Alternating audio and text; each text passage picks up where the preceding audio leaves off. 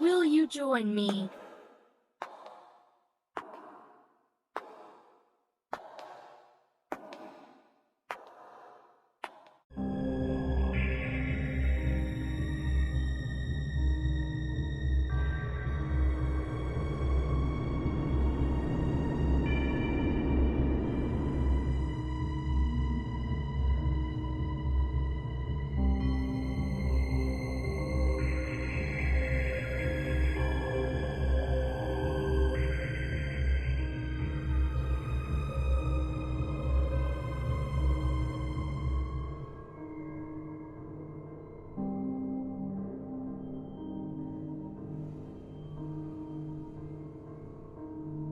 You're watching Myers Paranormal. Hi everybody, Hey y'all. Stephen Alderman Hope with Myers Paranormal. Today we come out here to a special little park and we want to show it to you. It's very historic. So y'all come along with us and let's check it out. Let's go. This is Cornwall Furnace Memorial Park. The furnace was constructed from 1862 to 1863 by the Nobles Brothers Foundry from Rome, Georgia.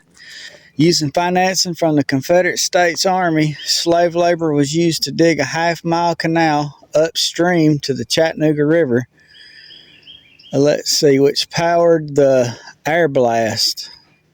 A tunnel was dug through the ridge upon which you stand that allowed the canal to come up the south side of the furnace stack. The furnace was partially destroyed in 1864 by the United States troops under General Sherman. The furnace remained closed until it was rebuilt and put back into blast in 1867. The furnace was blown out permanently in 1875, and this spot was reserved by jungle-like conditions for the next century.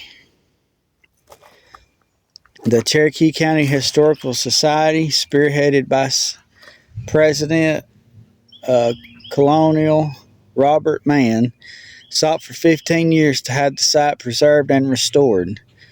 Cornwall was added to the National Registry of Historic Places in 1972, and this site was purchased by the county in 1975 with gifts from approximately 900 donors.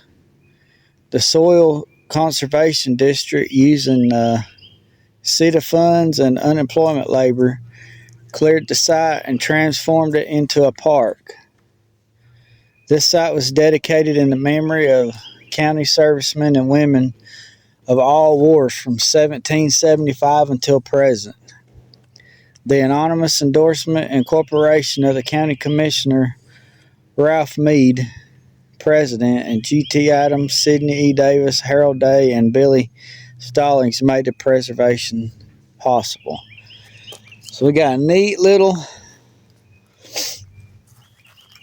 park here with got a pavilion. We've got a flag, a pole with no flag. I'm not sure if it's under renovation or what, but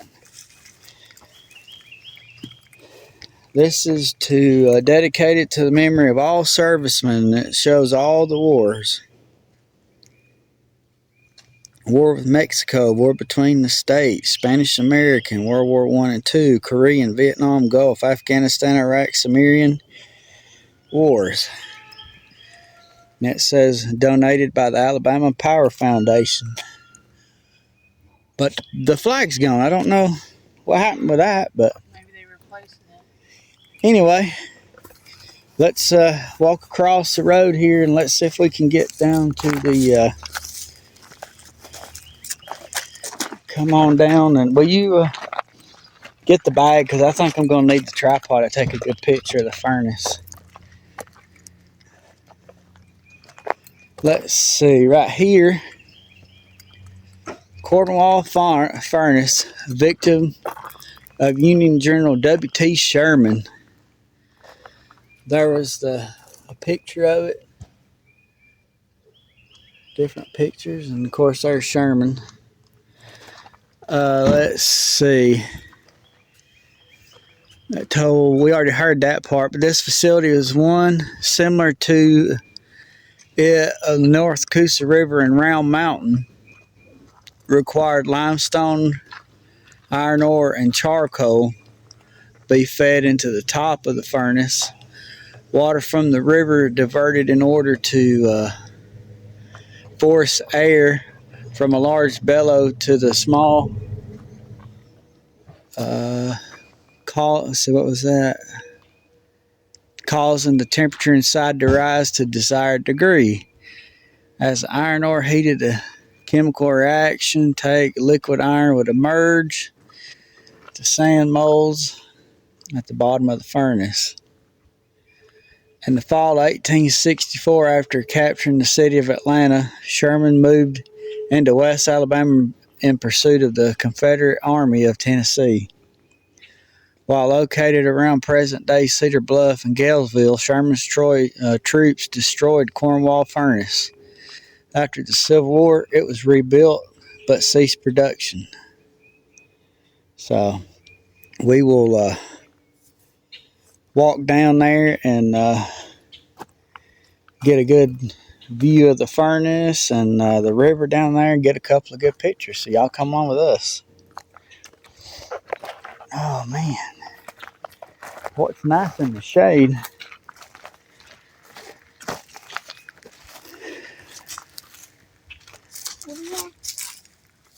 That's cool.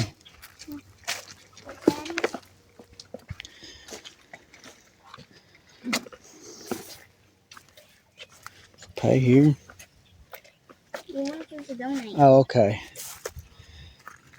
This is the sign saying National Register of Historical Places.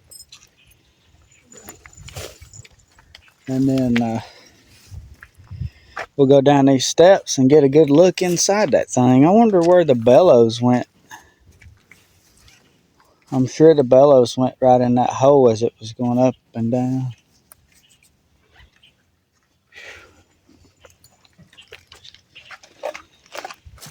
It says over here.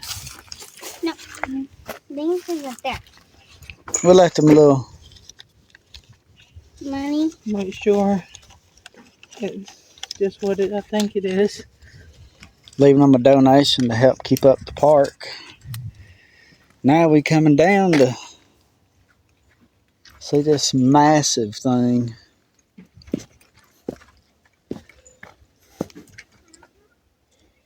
And I will set up the tripod, that way I can get a good still shot of this, and then we'll get a good shot of this waterway out here.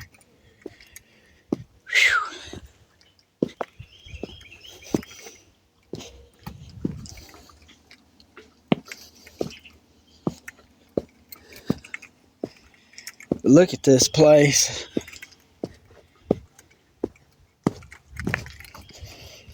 It's got a little road out here, but it's locked for only the use of the people working here. Look at this, man. You can't beat this sight.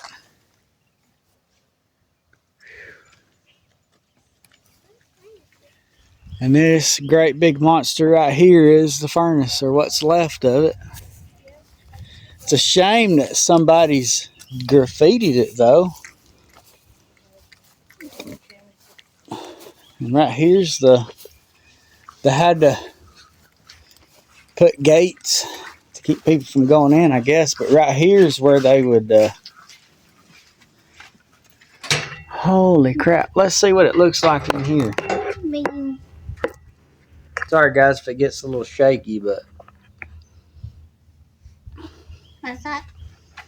Now we'll turn y'all where y'all can face upwards. That's a Y. Y up.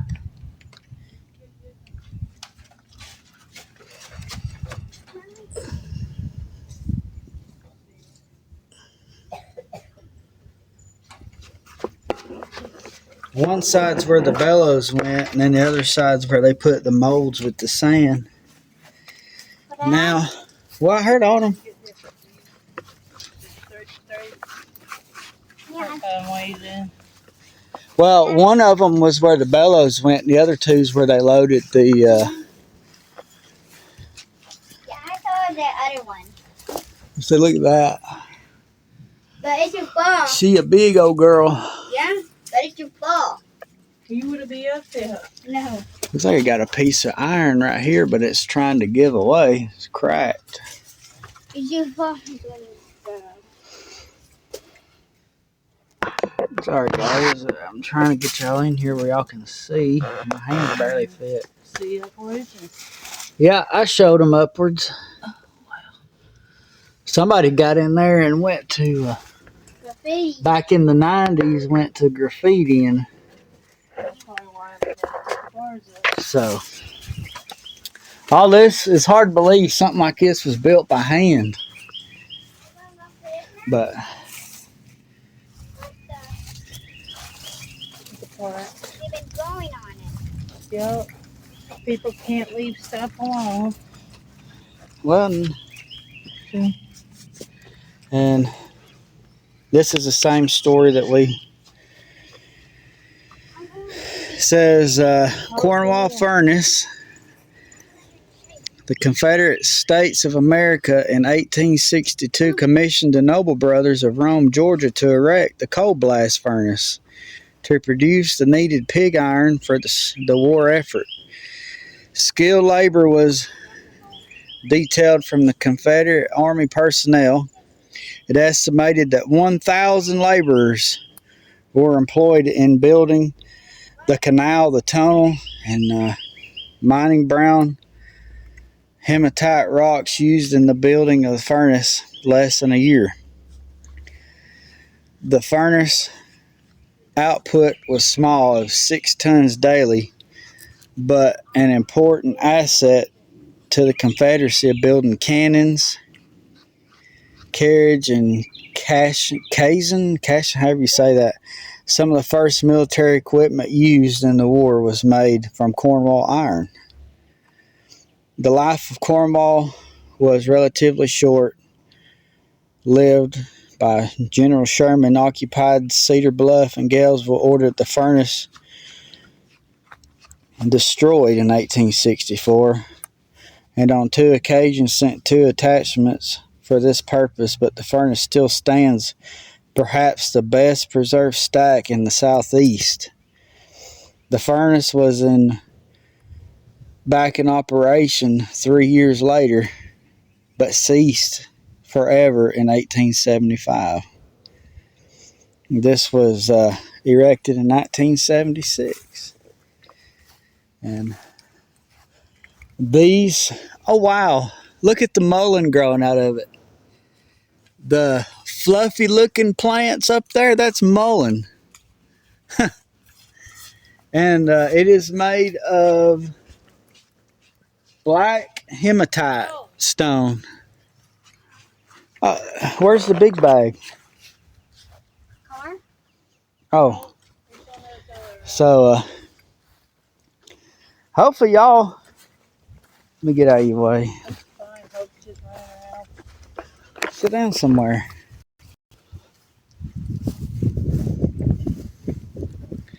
I don't know if I'm gonna ever be able to get in one shot because of how big that is. I'd have to turn the camera sideways. Whoa! Yeah, fall in and stuff. That's the. I wasn't close to the edge, just a hole. But it ain't it. Anyway, guys, thank y'all so much for joining for this little small adventure that we went on today. Very historic place here, back from 1862. This place here played a major role in the Confederate Army creating their cannons. But thank y'all for joining. Bye, y'all. And until next time, we'll see you later.